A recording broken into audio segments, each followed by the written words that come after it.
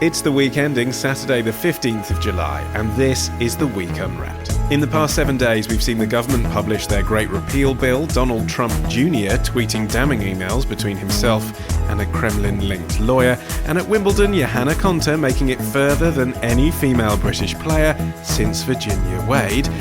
But we're here to bring you some of the stories that passed under the radar this week. Big news not making headlines right now, but with repercussions for all our lives. I'm Olly Mann. Let's unwrap the week.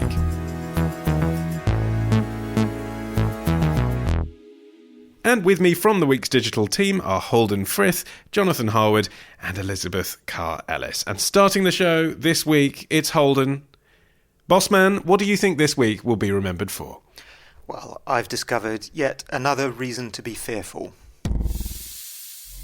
Wall Street is fraud, America is fraud, the world is fraud, banks are fraud, central banks are fraud. We live in an era of fraud. It's all based on fraud, and they get a percentage of the fraud. That's the business model. To suggest that there is any moral or ethical aspect to anything that's going on now is to be completely naive about the fact that we live in an era dominated by financial terrorists, jihadis of banking. They're here to kill you and themselves. They believe in an ideology, not the Quran, but Adam Smith, that they completely misread and interpret as something to justify their blowing themselves up. Janet Yellen's a terrorist! Mario Draghi's a terrorist! The Central Bank of Japan is a terrorist! These are the real terrorists! A quiet moment there from Russia Today broadcaster and Bitcoin backer Max Kaiser, recorded at a conference at Erasmus University in Rotterdam. So, Holden, we're talking about Bitcoin. I'll be honest, I've hosted like dozens of debates about Bitcoin, and I don't understand it still. But basically, it's an electronic currency that doesn't have a bank to approve transactions. That's the gist of it. Yep. Why is it in the news this week? It's in the news this week because of a court case in Japan. It all dates back to 2014 when the biggest Bitcoin exchange was attacked by hackers. They managed to get away, it was reported, with $500 million worth of Bitcoin.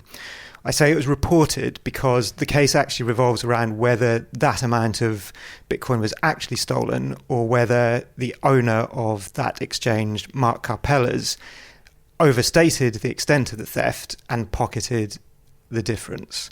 He denies the charges and the court case continues, but what this really gets to the heart of is whether Bitcoin can be trusted and whether it will take a much greater role in financial transactions and the global economy in the future.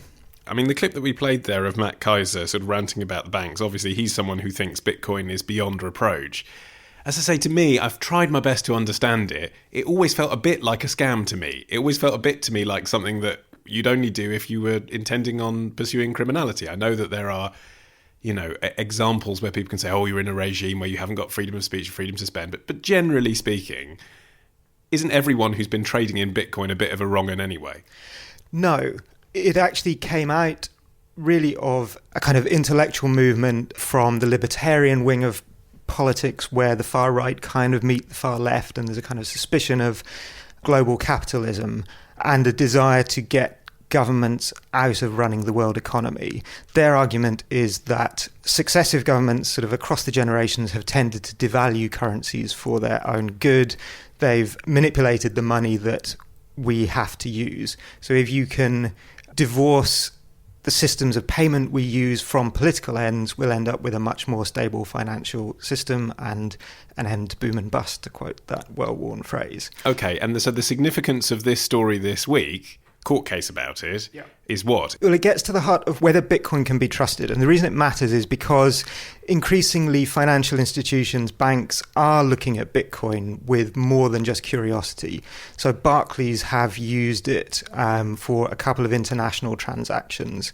Quite a lot of Japanese companies were beginning to make use of it in their kind of general accounting systems. A lot of them have actually started to row back from that because of this court case and because of the hacking of had the online exchange Mt. Gox. That knocks a huge amount of confidence in the currency and caused a big reduction in its value. But the reason the sort of serious financial institutions are interested in it is because it does have a practical application as well. There are still quite a lot of inefficiencies in the financial system, particularly when it comes to international transfers, even on a kind of personal basis. In Britain, we have a pretty fast online clearing system. You can make payments within minutes often.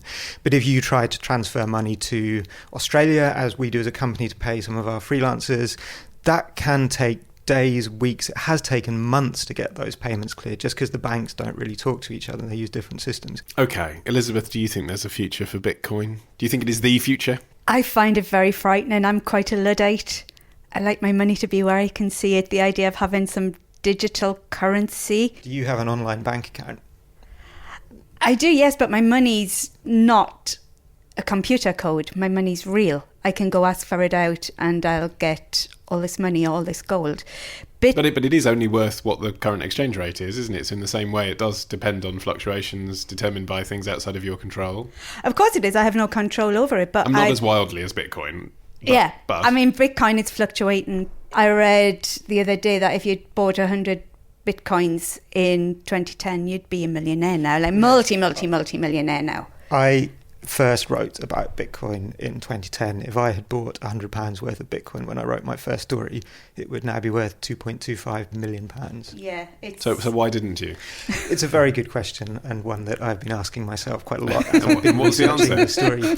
Well, I suppose you could say if I had invested in every single company I'd written about as when I was a tech reporter, I would probably be breaking even at best now. Yeah. The value has fluctuated wildly, so there would have been times where I would have been sitting on a kind of £10,000 gain. I would have probably cashed out then. I wouldn't have had the nerve to hold on to that. At one point, it would have been worth over £1 million. Then 2 months later, it would have been back to £250,000. So I think at the moment, it doesn't really work as a currency because the value is so wildly fluctuating. There's no responsibilities. Consumers have no legal protection for Bitcoin. So if you lose your Bitcoin wallet, for example, you might never get that back. Whereas with the bank... Explain what that means, because again, this makes my brain fry a little bit. If you lose your Bitcoin wallet, it's digital, right? So what does that mean? It's basically an app, isn't it? You know, it just exists sort of metaphorically in this app on your phone. Okay. How can you lose an app? Well, you lose your phone. Delete your app by mistake, and then it needs to. I don't have a wallet myself, but they need to be looked after. You know, it's like having a digital bank account in a way. So, Holden, could that be what happened actually to Mark Carr-Ellis? That some of his Bitcoin could have been on a USB stick that got lost down the back of the sofa, rather than being stolen? Yeah. So what the trial will come to some conclusion about whether there was an innocent explanation for the various transactions that took place around the time of this hacking. But I think this is part of the problem, the sense that this is such a difficult system to grasp. And our current financial system is also quite difficult to grasp. But through familiarity, we've built up the trust that when our employer deposits money in our bank and we then send some of that to another bank that has our mortgage, or send it to Tesco, they will send us something physical. And we have the government backing that gives us the confidence that we have rights to that. The flip side of this sort of the speed of transactions, the ease of transactions, the lack of international regulation is that you are very much on your own with Bitcoin. And if you lose that piece of code, there is no comeback. Okay, Jonathan, it seems to me Holden's having it both ways a bit here, really. He's saying that this court case could mean that this is the first kind of credible attempt to show that this is a real alternative to money and should be taken seriously and you can sue over it. But at the same time, this could be the end of Bitcoin. It highlights all of its weaknesses. Do you come down on either side of that? You know, for us living in now who grew up with traditional currencies, Bitcoin sounds weird. But to a Roman soldier who was paid in salt, the idea of a coin would sound weird, wouldn't it? So, I mean, is it not another example of the internet just revolutionising the way we live? Well, okay, so if you take other tech developments that have come along in the last 20 years, thanks to the internet, that have changed the way we all live, something like contactless payments, for example, it does take the kind of legit kosher companies that are out there that we feel attached to as consumers to do it, for us to say, okay, yes, this is a real thing. And it seems to me if Bitcoin was ever going to really take off, I know what you're saying, Holden, it's a big deal, but it's a big deal with nerds. If it was ever going to really take off, PayPal would be allowing you to pay in Bitcoin, wouldn't they? Apple Pay would be allowing you to pay in Bitcoin, but they don't. You can buy, I looked into this last night, you can buy Bitcoin at my local Londis.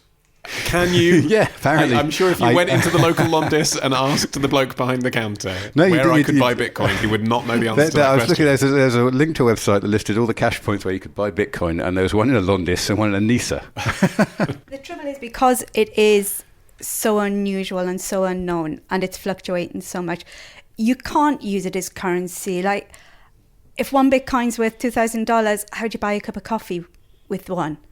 It's impossible. Fractions of one is the answer to that, isn't it? But I don't know how. But then, exactly, you're getting into fractions that are absolutely tiny. At the minute, it's being used more, and I think this is probably what its future is going to be, is for safe haven assets. It's going to be used as an asset rather than a currency. People are going to be using it as an investment. Okay, so what's the answer to my question? Why aren't PayPal doing a blockchain currency as well? Why hasn't that happened if it's such a great idea? It is beginning to happen. That's what Barclays was looking at. PayPal, I imagine, won't be too far behind, but it actually makes sense for an international company such as PayPal in particular to get involved. There are lots of different cryptocurrencies, aren't there? And some of which are backed by banks, and I guess it won't be long before a country backs one. There was talk about the e-krona recently, wasn't there? So I guess it might not be Bitcoin that becomes the future. It could be that Bitcoin is the Alta Vista of currencies, of cryptocurrencies, and Google comes along later. I miss Alta Vista. Just being idealists for a second, if cryptocurrencies are here to stay, what good could this actually do for the world? Because it gets a lot of bad press, doesn't it? It is a way for drug dealers to hide their money. What good could it do? Well, we probably don't know the good it could do, partly because when you introduce these new financial systems, new ways of doing business, the benefits are often unexpected. And, when traders started establishing stock markets in Chicago for hogbacks, they didn't know that in 100 years' time, this was going to be a multi-billion industry that would power the City of London. The short-term benefits are that banking charges could come down, currency exchange will be less expensive, you'll be able to get better rate on foreign currency, but the long-term benefits are likely to be much more profound and much more unexpected. I imagine it would stimulate internet access, because half the world would, if the global currency became a cryptocurrency, how would people who are unbanked and live in places without regular internet connections operate? Yet they would then, it was like mobile phones. People went to mobile phones because they didn't have landlines, and then mobile phone coverage boomed because they realised there was a huge market there. So it could be something similar along those lines. And the real utopian idea is that it essentially abolishes the unpredictability of inflation. Because of the way Bitcoin are created, there's a very predictable money flow. So if the world adopted Bitcoin, in theory, you wouldn't have the sort of economic crisis you had in Zimbabwe or Weimar Germany, because they were caused by governments printing money, and that would no longer be possible under the Bitcoin system. And just to answer Elizabeth's very basic but crucial question, essentially, if you went to the newsagent and you wanted to buy a Snickers bar, how would you pay for it? Using an app. Does that answer your queries? It would Elizabeth? actually be no different from using a contactless payment card. It's just that the payment would be settled in Bitcoin instead of pound sterling. And the fact that it's settled in pound sterling at the moment is almost invisible. You can use your same card in New York, in South Africa, in London. It's settled in 3 different currencies. If it was settled in Bitcoin, you could be entirely unaware of it. All right, Elizabeth, you're up next. Let's stop talking about cryptocurrency. What do you think this week will be remembered for? This week, there's a piece of news that has really needled me. I am totally in favor of vaccines, but I want smaller doses over a longer period of time. Because you take a baby in, and I've seen it, and I had my children taken care of over a long period of time, over a 2 or 3 year period of time, same exact amount. But you take this little beautiful baby and you pump, it looks just like it's meant for a horse, not for a child. And we've had so many instances, people that work for me just the other day, 2 years old, 2.5 years old, a beautiful child, went to have the vaccine and came back, and a week later got a tremendous fever, got very, very sick, now is autistic. Donald Trump, of course, speaking last year at a televised Republican presidential debate. Elizabeth, spin forward to today then. This week has seen an increase in measles across Europe, according to the World Health Organization. Is it that sort of viewpoint you heard expressed by the now president that has caused that to happen, do you think? I think it is. There have been 35 reported deaths from measles across Europe. We're talking about in countries such as Romania, Italy, Germany, Poland. Italy, for example, has seen 3,000 cases in the last year of measles, and the take-up rate of the MMR vaccine, which vaccinates against measles, has gone down dramatically in that country. Although I did see those stats as well, and it was 3,000 and something cases, but only 2 deaths. I mean, obviously 2 deaths is still 2 deaths and terrible, but maybe that suggests there are underlying causes as well, that the children may not have died of measles. But the correlation between the take-up of vaccine and the rise of the illness, regardless of who died. I suffered from measles as a child. The vaccine came in 1968, and I was just about to go get it when I contracted measles, and apparently I was very, very ill. I nearly died. It is a horrible, horrendous disease. You don't remember it now at all? I don't remember it at all. My sister told me this lovely tale about the room taking on a beautiful orange glow because it was the end of the 60s, early 70s, and the curtains were drawn. And we had lovely orange curtains. So my sister remembers it with this nice hazy glow. But my mum has... I thought you meant the reflection of your passing skin.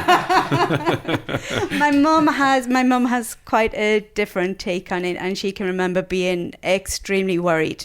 So regardless of how many died, it's a horrible, horrible illness, and there is absolutely no need for any child to suffer it. There is no link. It has been proven there is no link between the MMR vaccine and autism. That has been disproven. The guy who came up with the link in 1998 has been completely debunked, totally, by the National Autistic Society as well, who have done tests that show there is no link. And yet it still keeps surfacing, this idea, doesn't it? For it to have got into the mouth of Donald Trump, obviously, it's a thing, it's a myth, isn't it, that a lot of people are clinging on to all around the world. It's a myth that keeps going through because people will not believe the science. They'd rather run the risk of their child dying than have a simple injection that's been proven to do a lot of good. So what do you think, Jonathan, it is that's causing some parents to say, I don't want to get my child vaccinated? Is it ignorance? Is it this myth that we're talking about?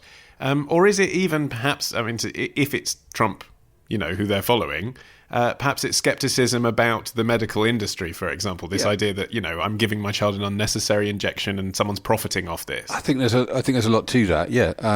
It might not be so much about the idea of the vaccine. It's more about the idea of being told you have to inject your baby with a foreign body in order to protect them that you don't like very much. So if you object to it on religious grounds or any other grounds, really, you're made to feel bad, and therefore you look for an explanation for your anger about it, and then you latch on to the bad science that comes with it, and then suddenly you're part of the movement that's anti-MMR. And Holden, is this the original "we've had enough of experts" story? As Elizabeth says, debunked, unproven link, and yet people are just not listening. I think in part it probably is, and it can become a matter almost of faith and identity rather than science. So people have come to very fixed opinions that are immune actually to explanation and to reason. But there is also, although not in this case, there are other cases where people would have been right to have some scepticism about what they've been told. One of the other news stories this week has been about the haemophiliacs who were given blood products infected with HIV and assured that they were safe by the NHS, and were not even told for quite some time after it was established that those products were unsafe.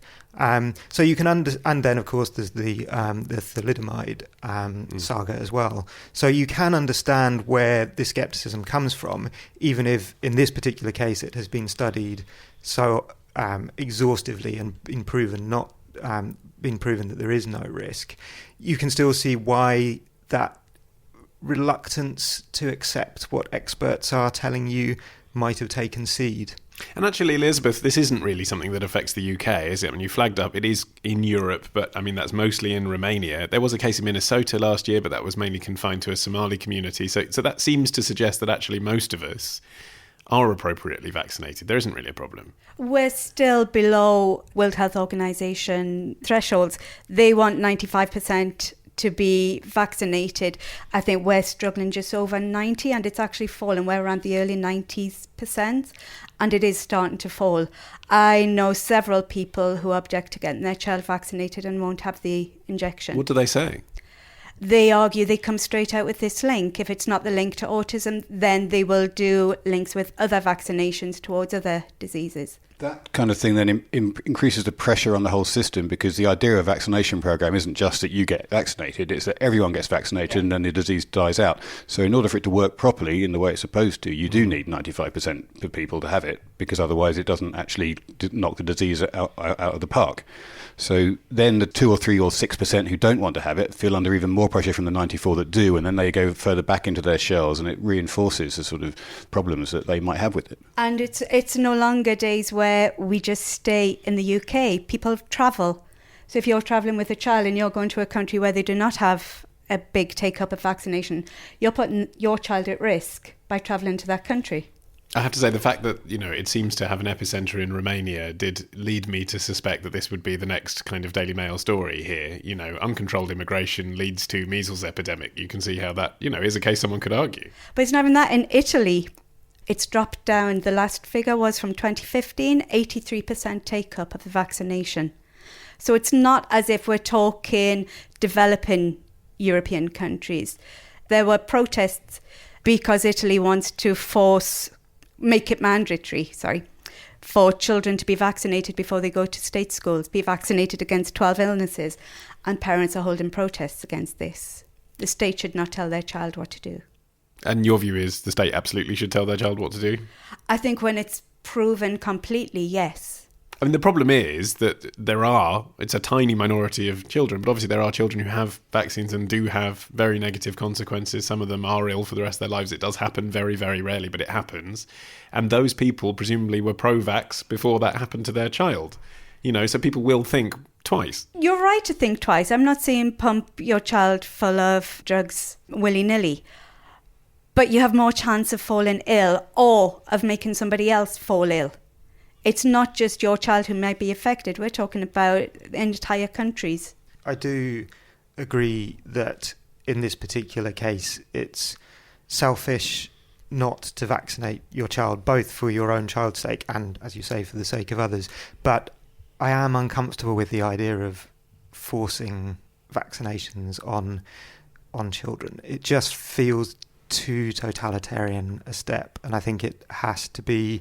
The symbolism of the needle is quite significant, isn't it? It feels like a real imposition. They're actually putting something in you. It's sort of like forcing everyone to have safe sex, isn't it? You can spread the message that that's the right thing to do, but at the end of the day, people will say, well, it's my body. But we have fluoride in the water. Yes, that's the kind of argument I like on this show. That's the Kafka argument you just brought out right there. Fluoride in the water. You just won it. Fluoride in the water. We do. There are lots and lots of ways where the state is telling you what to do. This is saving lives. Maybe what this needs is some big politician press stunt like that Tory MP who force-fed his daughter a BSE burger. John Gummer. Yeah. Maybe we need a Gummer of the 21st century to take his daughter on television and inject her with an anti-vax. Well, there was the whole Leo Blair row in 2002, and I think I read something about the huge controversy that blew up that year. I think most of the coverage during the 2002 controversy, more of it was about Leo Blair than was about Andrew Wakefield, the man who came up with the study in the first place. So this is Tony Blair's son. Yeah. And Tony Blair actually refused to say, if I recall, whether Leo Blair had an MMR vaccine or not. Yes. So the suggestion was he probably hadn't. Yeah, I think it later transpired that he had, but I think Just that Tony Blair didn't want to get involved. Yeah. Okay. So, but we should see. Well, of course, Theresa May doesn't have any children, does she? But the next Prime Minister, if they have children, should perhaps parade their children on television getting injected. But you don't need to have that. You need to look around and see that we no longer have children hiding behind orange curtains, as I did in my youth, to see that it works. And as Steve Wright says on Radio 2, it's time for the sports guy. Last up, Jonathan, what should this week be remembered for? Well, it might be time to channel Public Enemy and don't believe the hype. He is There's no other way about it. His little legs, his little core, his little head. I'm going to knock him out inside 4 rounds, mark my words. You line him up, and I knock him down like bowling pins. And August 26th, I'm going to knock this out too. You name him. and I beat him.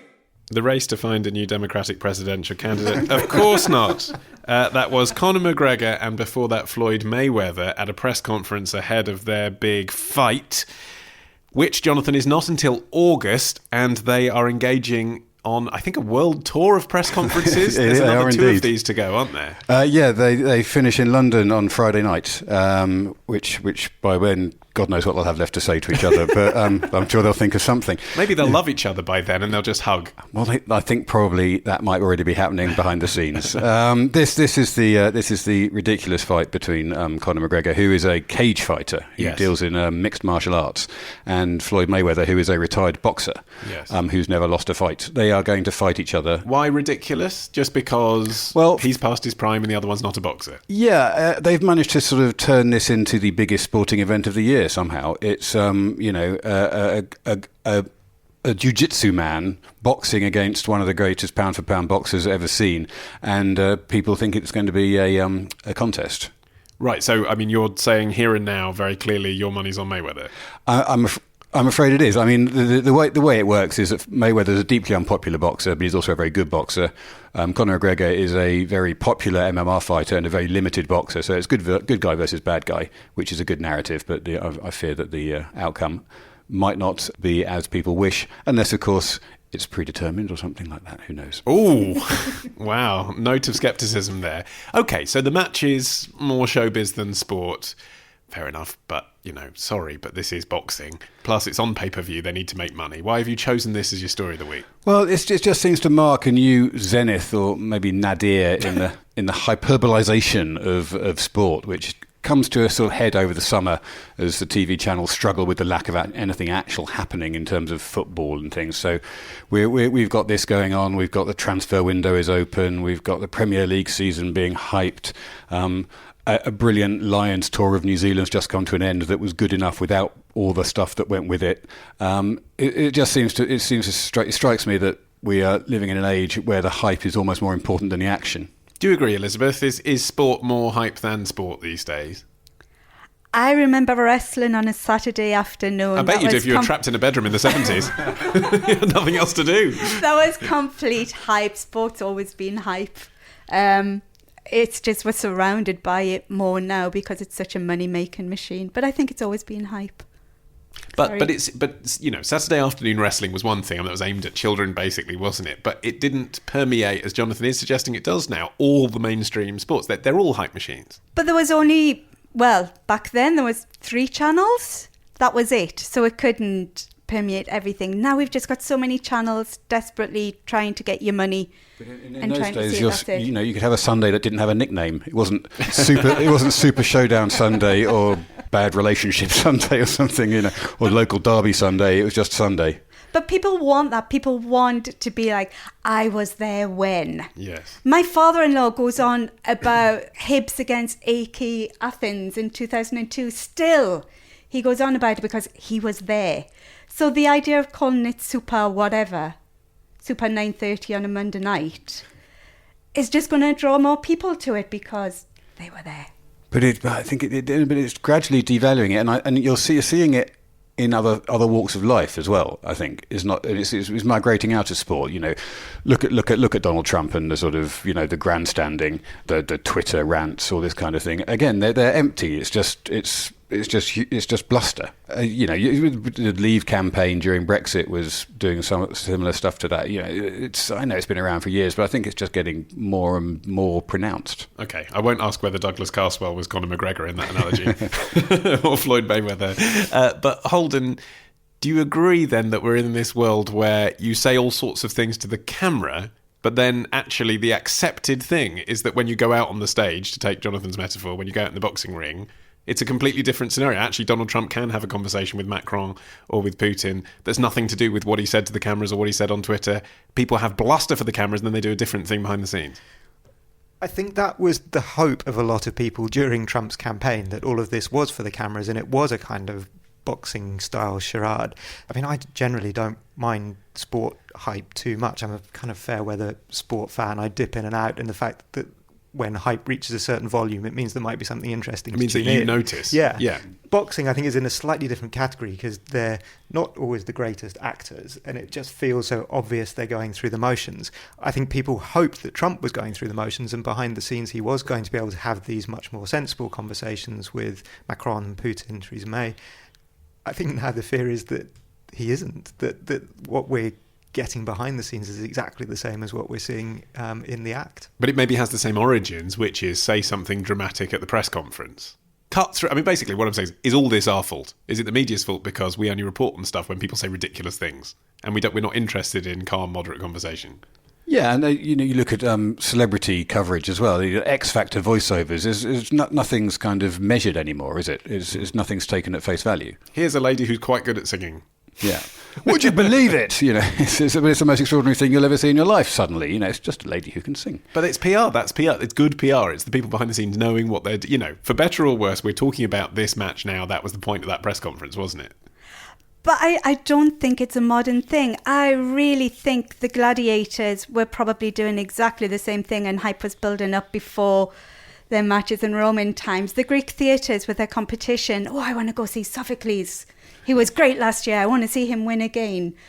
People like taking sides. They like taking teams. They like being on the winning side.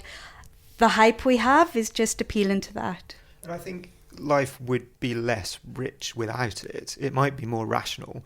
And going back to the political world, if a general election campaign simply involved all of the parties publishing a manifesto, everyone quietly reading it, no polling, no debates, no Laura Kuenssberg poring over every word of it, that might be a more rational way of choosing a leader. But I'm not sure democracy would be the better for it. I think the only difference now is we have PR managers who are very, very good at their jobs, so they can pinpoint exactly what the people want to hear and how people are going to react to that. Okay, well, ding, ding, ding. I'm calling time on this match. There are no winners here. And is it from this edition of The Week Unwrapped. My thanks to Holden Bossman Frith, Jonathan Skeptic Harwood, and Elizabeth Measles Carr-Ellis. Those are your boxing names. Just did it for you. For more from The Week, why not visit theweek.co.uk, download our free iPhone app, The Weekday, or of course you can get the magazine direct to your door. Just head to theweek.co.uk/subscribe. And you can even find this podcast in space. Just make sure you have data roaming turned off. Search for The Week Unwrapped on your mobile device of choice. I've been Olly Mann. Our music is by Tom Morby, the producer, Matt Hill at Rethink Audio. Until we meet again to unwrap next week, bye-bye.